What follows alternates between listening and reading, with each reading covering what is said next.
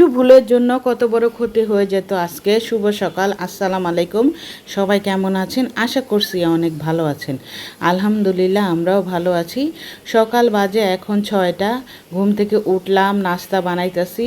মেয়ে যাবে পরীক্ষা দিতে। তো মেয়ে তো সকালবেলা নাস্তা খাইতে চায় না। একটা পরোটা নিলাম, আর গতকালকে যে মুরগির মাংস ছিল সেই তরকারিটা নিলাম। এখন দেখি মেয়েকে খাওয়াই দিতেছি, মেয়ে খায় কি না।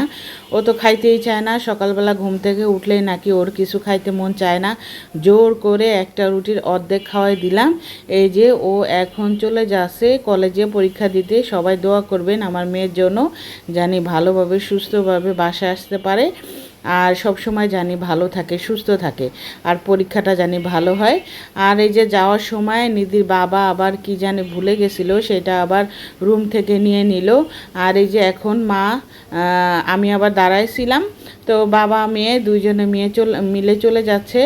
তো আমি আবার বারান্দা থেকে দেখতেছিলাম যে রিক্সা পাচ্ছে কি না। এখান থেকে বাস স্ট্যান্ডে রিক্সা যায়, তো ওইখান থেকে আবার বাসে যাওয়ার চেষ্টা করে। বাস যদি মাঝে মধ্যে না পায় তাহলে আবার ওইখান থেকে রাস্তা পার হয়ে তারপরে মোহাম্মদপুরে যায়। ভালো, আলহামদুলিল্লাহ আমরাও ভালো আছি। এখন মেয়ে পরীক্ষা দিতে গেল। সবাই আমার মেয়ের জন্য দোয়া করবেন, আল্লাহ জানি ওকে সহি সালামতে ঘরে এনে দেয় এবং পরীক্ষাটা জানি ভালো হয়। সকালবেলা ঘুম থেকে উঠছি 6টা বাজে। ওইটা তাড়াতাড়ি করে নাস্তা বানাইলাম, নিধির বাবাকে নাস্তা দিলাম। তারপরে নেহারে জোর করে একটা পরোটা খাওয়াই দেই। ও ছোটোকালের থেকে ওর অভ্যাস, সকালবেলা ও না খাওয়া যাইতো, কিছুই খাইতো না। জোর করে পিছনে ঘুরতে ঘুরতে একটু খাও একটু খাও একটু খাও এরকম করা লাগে। এখনও বড় হয়েছে, কিন্তু মার কাছে কিন্তু সন্তান এখনও ছোট। যাই হোক, জোর করে একটা পরোটার অর্ধেক খাওয়াই দিলাম, একটা পুরা খায় নাই। বললাম যে তুমি 12টা পর্যন্ত থাকবা, একটু খায়া যাও। কথা শুনে না, বলে না আমি খাবো না, আমার বমি লাগে। ও পরীক্ষার টেনশনে এই জন্য ওর খাইতে মানে মন চায় না। তো এখন তো মেয়েরা গেল পরীক্ষা দিতে ওর বাবার সাথে। আমি এখন কি করব? আমি এখন রান্না নাই, কারণ কালকে মুরগি রান্না করছিলাম সেইটাই আছে। আর গতকালকে আমি বললাম না আমার ঘরে পেঁয়াজ শেষ হয়েছে, আলু শেষ হয়েছে, নিধির বাবা কিন্তু আনে নাই। তো রাত্রেবেলা আবার আলু আনছিল, সেটা আবার মুরগির ভিতরে দিয়ে দিছি। তা মুরগির ভিতরে দেওয়ার পরে তো ওই তরকারি আছে। আজকে শুধু ভাত রান্না করব, আর খিচুড়িও অল্প আছে। খিচুড়ি আমার মেয়ে নেহা অনেক পছন্দ করে। তো ভাবলাম যে আজকে দুপুরে তেমন কোনো রান্না নাই, খালি একটু এক পট ভাত চড়াবো, তাহলে আমার রান্নাটা না। খিচুড়ি আছে, দেখছেন যে খিচুড়ি আছে। আর এই আকাশটার অবস্থা দেখাই আপনাদের, আল্লাহ জানে বৃষ্টি আসে কিনা। একদম মেঘলা হয়ে আছে, আকাশটা ধুম ধরে আছে। মাশাল্লাহ মাশাল্লাহ, কত সুন্দর আকাশটা, তাই না? অনেক সুন্দর। মনে হয় বৃষ্টি আসবে, মনে হয় কি বৃষ্টি আসবে। তো যাই হোক, সকালবেলা তো আজকে রান্না টান্না নাই, তেমন কোনো কাজ নাই। নেহাকে নিয়ে যাই নেই স্কুলে, তো সরি নিধিকে নিয়ে। তো এখন ভাবলাম যে নিধি ঘুম থেকে উঠলে প্রত্যেকটা রুম পরিষ্কার করব, প্রত্যেকটা রুম। আর ওই যে দেখেন ওইটার ভিতরে কত কাপড়, ওইটা ভাবছি একদিন ধরবো, এখন না, পরে একদিন পরিষ্কার করব। আর এই যে রুমের এই অবস্থা। মোহাম্মদপুরের রানখোলা একটা রাস্তা আছে, সেখান থেকে আবার রিক্সায় উঠে। যাই হোক, গতকালকে যে রোল বানাইছিলাম 4টা তো ভেজে আমরা খাইছি, আরও এখানে 5টার মতো আছে, সেগুলো আবার ভাবলাম যে পলিথিন ভরে ডিপে রেখে দিই। আর এই যে দেখেন আমার ফ্রিজ কিন্তু পুরাই খালি, ফ্রিজে তেমন কোনো বাজার নাই। আমরা প্রতিদিনের বাজার প্রতিদিনই বেশি একটা করে খাওয়ার চেষ্টা করি। আর এখানে উপরে থাকে, ভাবলাম যে ফ্রিজে সব রেখে দিই। আর এই যে ছোটো মেয়ে ঘুম থেকে উঠছে, ওকে আবার উঠাই দিলাম। এখন ভাবলাম বিছনাটা ঝেড়ে নিই, কারণ গতকালকে যে মুরগির তরকারি ছিল সেটাই আজকে আমরা খাবো। আজকে তেমন কোনো রান্না নাই, এই জন্য ঘরটা ভালো করে গুছায় নিব। আর বৃষ্টির দিনে কিন্তু ঘর যতই মুছেন যতই পরিষ্কার করেন, ঘর কেমন জানি আঠা আঠা হয়ে থাকে। তাই প্রত্যেক দিন ঘর গুছানোর চেষ্টা করি আর ঘরটা পরিষ্কার রাখারও চেষ্টা করি।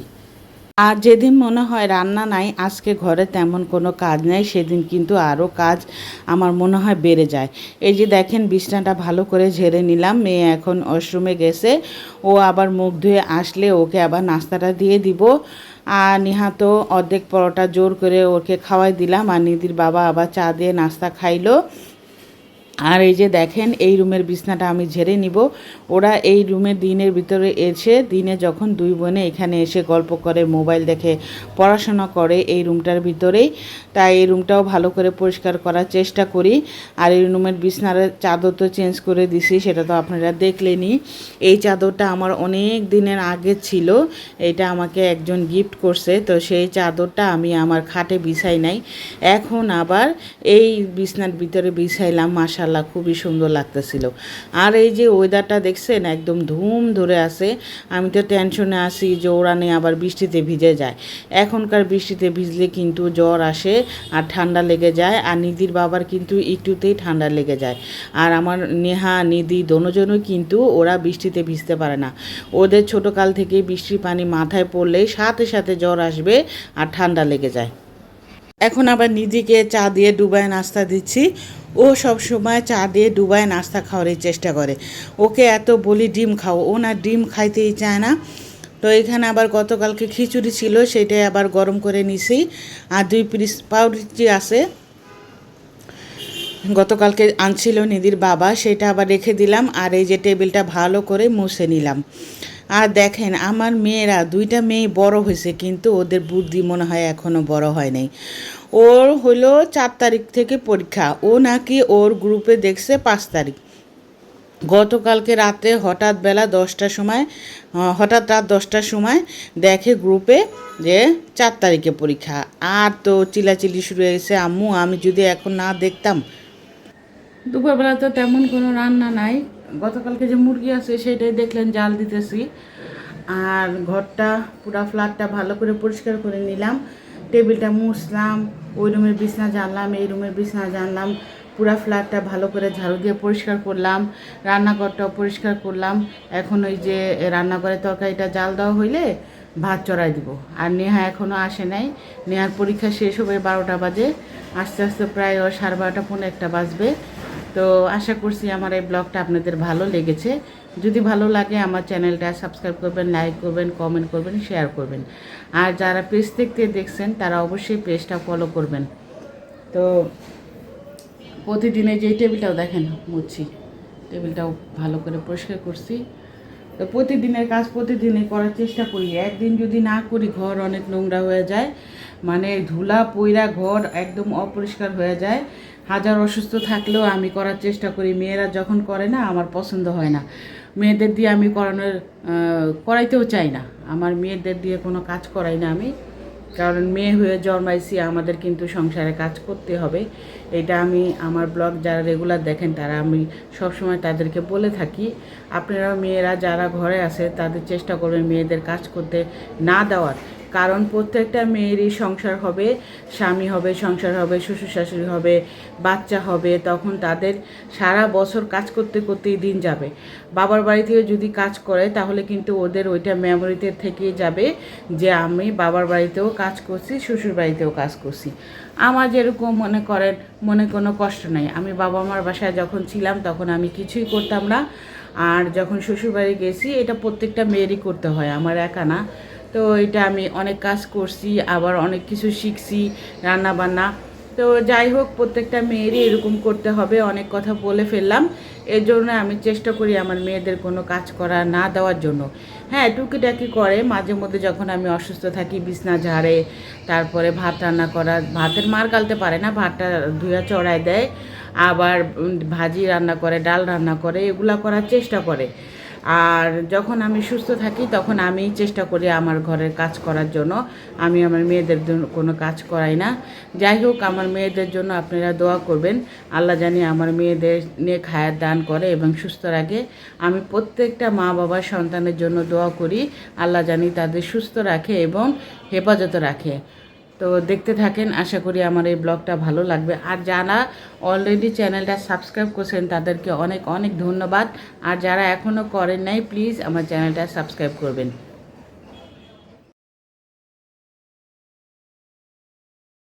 তাইলে আমার কত বড় ক্ষতি হয়ে যেত। ভাগ্যিস ভালো ও রাত্রেবেলা আবার ওর গ্রুপটা চেক করছে অনলাইনে, সেখানে দেখে 4 তারিখে পরীক্ষা। তো তাড়াতাড়ি করে আর কি সকালবেলা রেডি হয়ে ও পরীক্ষা দিতে চলে গেল। তো নিচে আবার আমি একটু নামলাম। এই যে আমি দোকানে গেছিলাম পুরি আনতে আর মোবাইলে টাকা ভরতে গেছি, একটা দোকান খোলা নাই। সেই যাইতে যাইতে কত দূর যাওয়া লাগছে আমার। যাই বাসায় সিঁড়িতে উপরে উঠতেছি, উপরে ঘুরতে গেলে একটু হরণ লাগে। তো বাসায় যাই আপনাদের সাথে কথা বলি। অনেক দিন পর ওদের জন্য পুরি নিয়ে আসলাম। আসলে বাইরের খাবার তো যারা আমার রেগুলার ভিডিও দেখেন তারা জানেন আমি কিন্তু আমার মেয়েদের বাইরের খাবার খুবই কম দিই। আর ওরাও না বাইরের খাবারটা বেশি একটা খেতে চায় না।